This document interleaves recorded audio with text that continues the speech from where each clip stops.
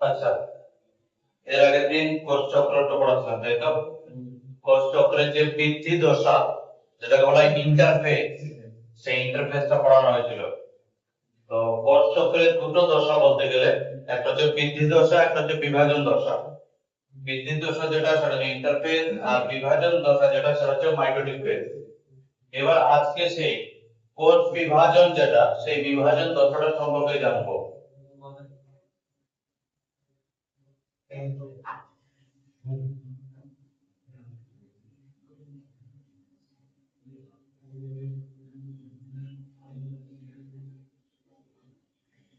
কোষ বিভাজন। আচ্ছা, তো বিভাজনের বিভিন্ন দশা রয়েছে। সেই দশাগুলো যাওয়ার আগে আগে দেখবো এই বিভাজন কত ধরনের হয়ে থাকে। বিশেষ করে সবার ক্ষেত্রে এই বিভাজন দশাটা কিন্তু একই রকম হয় না। ফার্স্ট ক্লাসেই তোদের বলেছিলাম যে নিম্ন শ্রেণীর যে প্রাণী আছে বা উদ্ভিদ আছে তাদের ক্ষেত্রে বিভাজন অন্যরকম। আবার যদি উন্নত জীবদেহ দেখা যায়, তাহলে উন্নত জীবদেহের ক্ষেত্রে আবার দু ধরনের সেল পাওয়া যায়। একটা হচ্ছে দেহকোষ, একটা হচ্ছে জনন কোষ। তাহলে দেহকোষের ক্ষেত্রে আবার বিভাজন অন্যরকম, জনন কোষের ক্ষেত্রে আবার বিভাজন অন্যরকম। তো কোন কোষের ক্ষেত্রে বা কোন প্রাণীর ক্ষেত্রে কি ধরনের বিভাজন হয়ে থাকে তার উপর বা তার তারতম্যের উপর বিচার করে এই বিভাজনটাকে তিনটে শ্রেণীতে ভাগ করা হয়। প্রথম যে সেল ডিভিশন বা কোষ বিভাজন বা প্রথম যে দশার যে ভাগটা, তাকে বলা হয় এমাইটোসিস।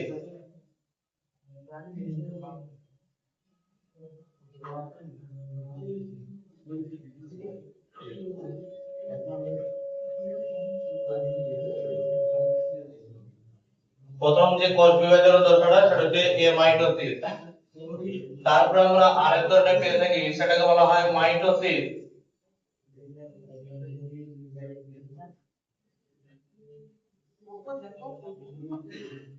মাইটোসিস।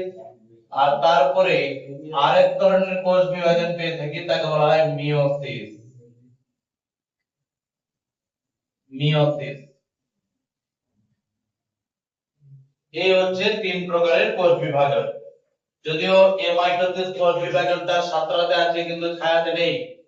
বোঝা গেল, ছায়াতে এমাইটোসিস নেই। তবুও এমাইটোসিস যেহেতু এক ধরনের বিভাজন আর যেহেতু একটা প্রকাশনতে দেওয়া আছে, সুতরাং ওটা নিয়ে একটু তো আলোচনা করাই যায়। তো ফার্স্ট ক্লাসে যদিও বলেছিলাম যে বিভাজন জিনিসটা কি বা বিভাজন কি ধরনের হয়ে থাকে, তো সেখানে পড়াতে গিয়ে বলেছিলাম যে এমাইটোসিস হচ্ছে ডাইরেক্ট বিভাজন বা ডাইরেক্ট ডিভিশন বলা হয় বা প্রত্যক্ষ বিভাজন বলা হয় এমাইটোসিস কোষ বিভাজনকে। এটাকে বলা হয় direct cell division. Direct cell division. Direct cell division এর কারণটা কি? এর কারণ হচ্ছে এটাই যে এই সেল ডিভিশন কোন রকম স্টেজ বা দশার মধ্যে দিয়ে যায় না। যদি স্টেজ বা দশার মধ্যে দিয়ে যেত তাহলে সেটা কিন্তু ডাইরেক্ট হতো না, সেটা ইনডাইরেক্ট হতো। কিন্তু এর ক্ষেত্রে কোন ধরনের দশা দেখা যায় না বলে এই কোষ বিভাজনটাকে বা এমাইটোসিসকে ডাইরেক্ট সেল ডিভিশন বলা হয়ে থাকে। এটাতে কি হয় না, দুটো সম আকৃতির অপত্য কোষ দেয়। দুটো সম আকৃতির অপত্য কোষ পেয়ে থাকি।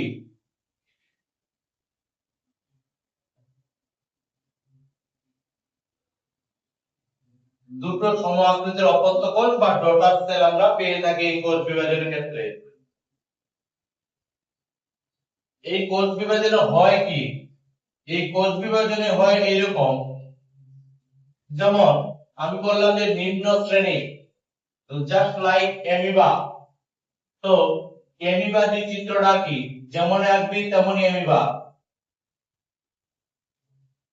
এটা একটা অ্যামিবা, তারপর আঁকলে ওটাও অ্যামিবা। তা যা হোক, এটা একটা অ্যামিবা চিত্র। এই অ্যামিবা এইখানে হচ্ছে নিউক্লিয়াস আছে ধর।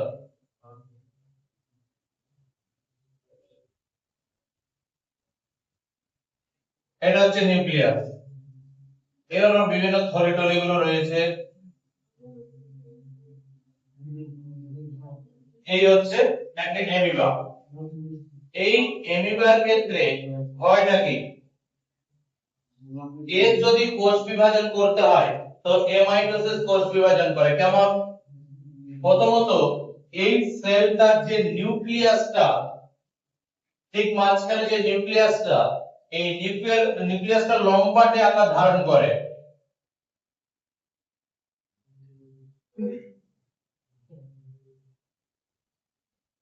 ঠিক এইরকম লম্বাটে আকার ধারণ করে নিউক্লিয়াসটা হলো। তারপরে আমরা দেখতে পাবো নিউক্লিয়াস যে রয়েছে সেই নিউক্লিয়াসটা ডাম্বেল আকৃতি ধারণ করেছে।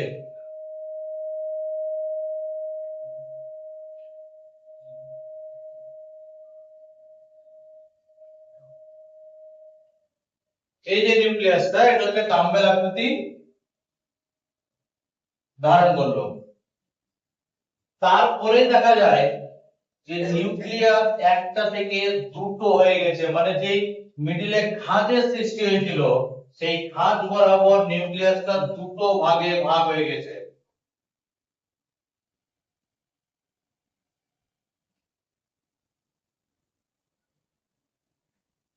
একটা কোষের মধ্যে আমরা দেখতে পাচ্ছি দুটো নিউক্লিয়াস অবস্থান করছে। এবার এই অ্যামিবাটার হয় কি, এটা তো নিউক্লিয়াস হলো, তার বাইরে তো সাইটোপ্লাজম, আর অ্যামিবা হচ্ছে এককোষী, যেটাই কোষ সেটাই জীব। তার যে সাইটোপ্লাজম, এই সাইটোপ্লাজমের মাঝ বরাবর একটা খাঁজের সৃষ্টি হয়, যেটা আমরা অলরেডি দেখতে পাচ্ছি।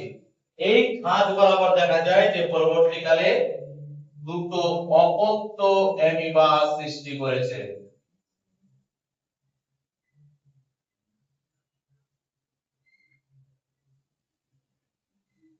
এই হচ্ছে হেমাইটোসিস কোষ বিভাজন। খুব সহজ সরল একটা পদ্ধতি, আর কিছুই নয়। প্রথমত নিউক্লিয়াসটা লম্বাটে আকার ধারণ করে, তারপর সেটি ডাম্বেল আকৃতি হয়, অর্থাৎ মাঝ বরাবর একটা ভাঁজের সৃষ্টি হয়, এবং নিউক্লিয়াসের মধ্যে থাকা যত ম্যাটেরিয়ালস রয়েছে সেই ম্যাটেরিয়াল গুলো সমান দুভাগে ভাগ হয়ে গিয়ে উপর নিচে, মানে দুই মেরুতে, নিউক্লিয়াসের যে মেরু সেই নিউক্লিয়াসের দুই মেরুতে চলে যায় ম্যাটেরিয়াল গুলো।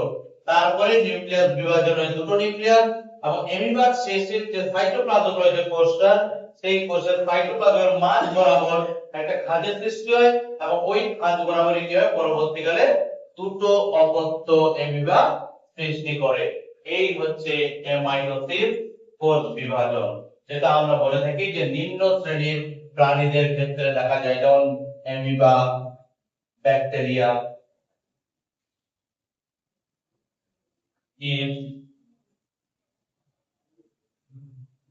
এদের ক্ষেত্রে এই কোষ বিভাজনটা দেখতে পাওয়া যায়, হেমাইটোসিস সেল ডিভিশন।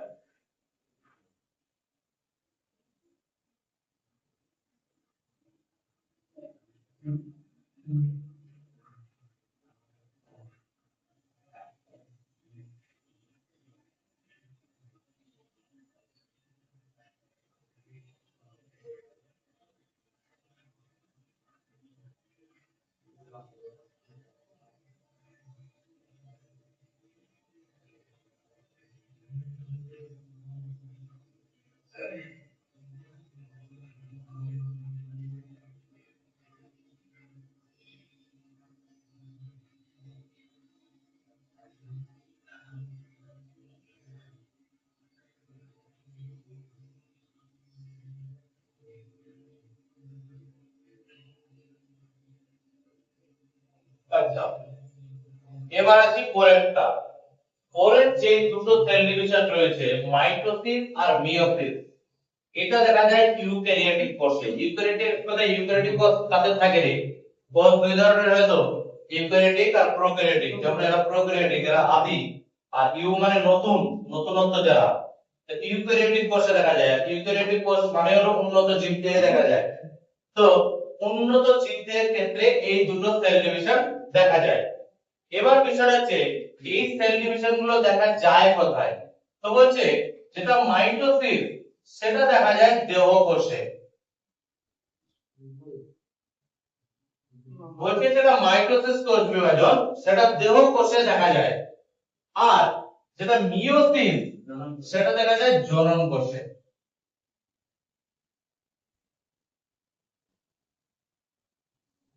এই হলো প্রথম একটা পার্থক্য, যে একটা দেখা যায় দেহকোষে, একটা দেখা যায় জনন কোষে। বলছে মাইটোসিস হলো সমবিভাজন।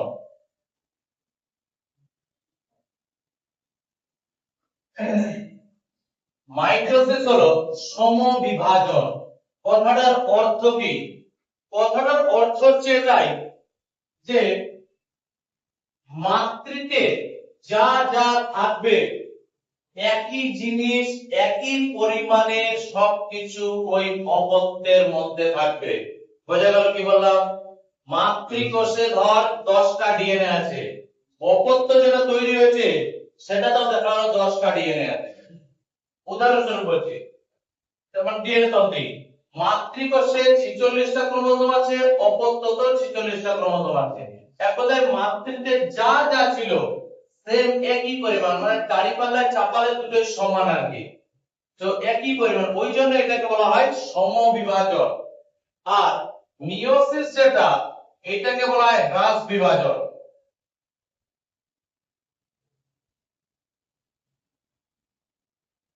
হ্রাস বিভাজন,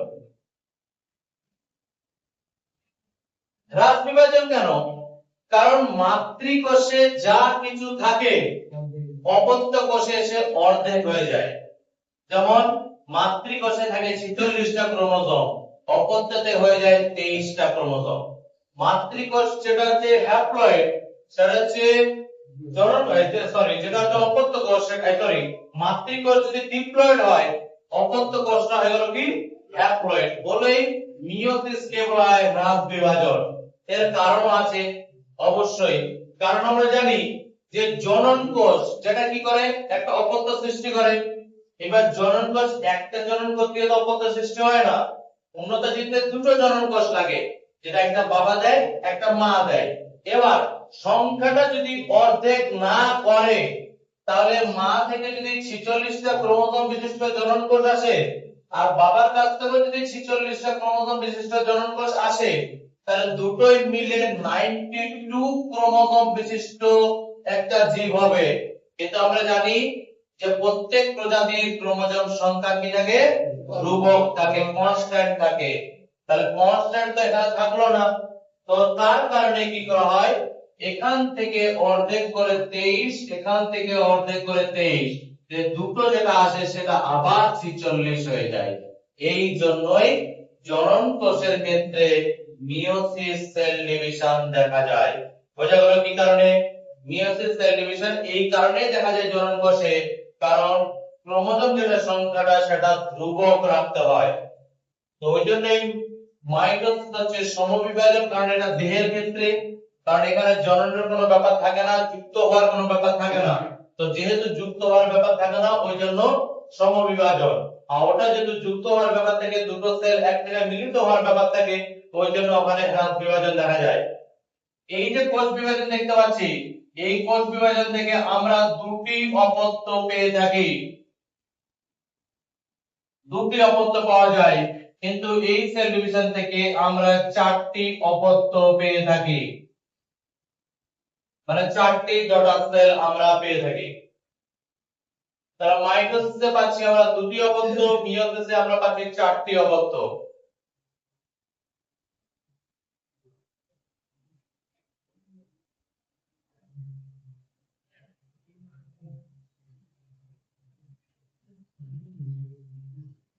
মাইটোসিসের ক্ষেত্রে দেখা যায় কোষ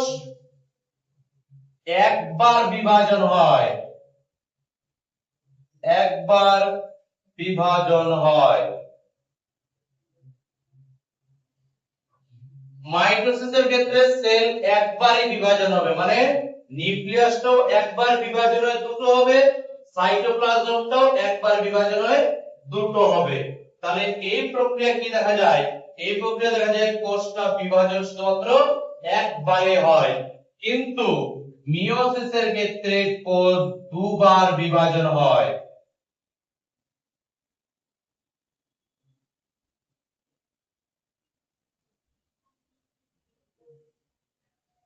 এটা কেমন স্যার? এই যে দেখা গেল এখানে একটা ক্রোমোজোম, সরি এখানে একটা সেল, এই সেলটা হচ্ছে 46টা ক্রোমোসোম বিশিষ্ট। ঠিক আছে, প্রথমে এর বিভাজন হবে, বিভাজনে দুটো অপত্য কোষ দেবে, দুটো অপত্য কোষ যারা হচ্ছে 23 ক্রোমোসোম বিশিষ্ট। ঠিক আছে, তাহলে একটা সেল যেটা 46টা ক্রোমোসোম তার পাশে দুটো সেল যেটা অপত্য দিল সেটা যে 23 ক্রোমোসোম বিশিষ্ট, তাহলে এইখানে একবার বিভাজন হলো, এ দিয়ে লিখলাম, তাহলে এটা একবার বিভাজন হলো। আচ্ছা, এটা হলো হ্রাস বিভাজন। দেখ 46 তে ছিল 23 তে হলো, এটা হলো হ্রাস বিভাজন। এবার এই দুটো সেল সেল ডিভিশনের মধ্যে ঢুকবে, ঢোকার পর এই দুটো থেকে আবার দুটো করে চারজন আসবে, তবে অবশ্যই এরা প্রত্যেককে 23 ক্রোমোসোম বিশিষ্টই হবে।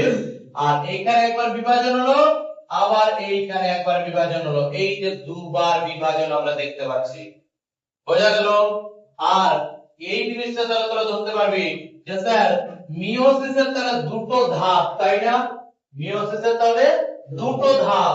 তো এ যেটা লিখলাম এইটাকে বলা হয় মিয়োসিস 1, আর বি যেটা লিখলাম এইটাকে বলা হয় মিয়োসিস 2।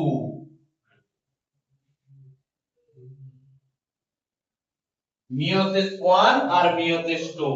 কিন্তু মাইটোসিসের ক্ষেত্রে এরকম কোনো মাইটোসিস 1 বা মাইটোসিস 2 দেখা যায় না, কিন্তু মিয়োসিসের ক্ষেত্রে সেটা দেখা যায়।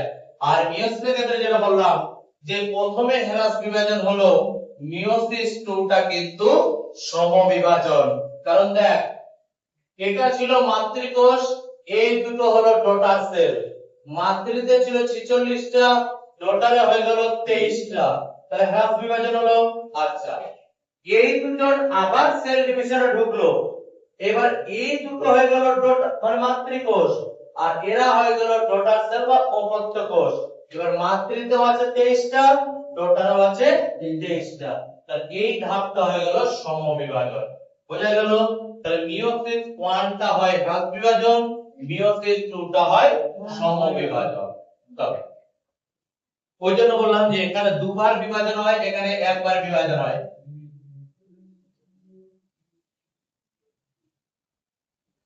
একটা গুরুত্বপূর্ণ পয়েন্ট, যদিও কোর্স যখন আমরা সেল ডিভিশনটা করব বিস্তারিত তখন এটা নিয়ে আলোচনা হবে, এখানে কোন রকম ক্রসিং ওভার দেখা যায় না।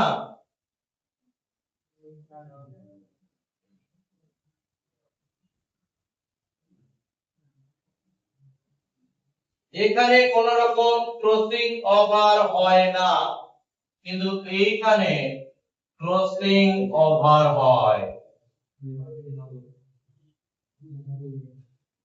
ক্রসিং ওভার হয়। আশা করি ক্রসিং ওভার সম্পর্কে একটু একটু না হলেও ধারণা আছে, যেহেতু ক্লাস 10 একটু ছিল যে এই বিভাজনে মাইটোসিসে কোন রকম ক্রসিং ওভার হয় না, কিন্তু মিয়োসিসে ক্রসিং ওভার হয়। বিষয়টা কি রকম একটু এদিকে তাকাবি।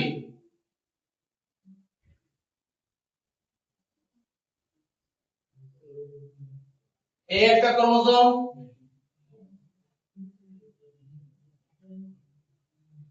এই একটা ক্রোমোসোম,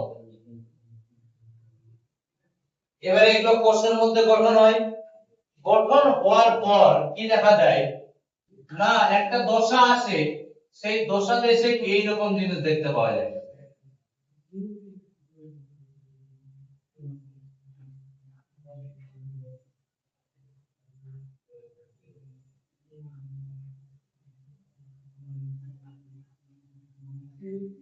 মানে দেখতে পাওয়া যায় যে এক জায়গায় ওভারল্যাপিং হয়েছে, ওভারল্যাপিং মানে ছড়াছড়ি আর কি, যে এরকম মানে একটা ক্রোমোসোমের একটা বাহু এরকম আর একটা ক্রোমোসোমের এরকম, এইখানে প্রথমত ক্রোমোসোম গুলোতে এমনি এক্স আকৃতি, আবার অপর দুটো ক্রোমোসোমের দুটো বাহু এসে আবার এক্স গঠন করেছে, এই জায়গাটাতে দেখ, এই জায়গাটাতে দেখলে বুঝতে পারবি,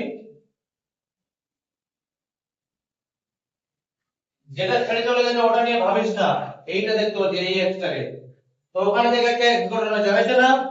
এবার এখানে বিষয়টা কি হয়, এরা মিলিত হওয়ার পর কিছুক্ষণ পরে আবার এটা ছুটে যায়, ছুটে গিয়ে যেটা দেখা যাচ্ছে কি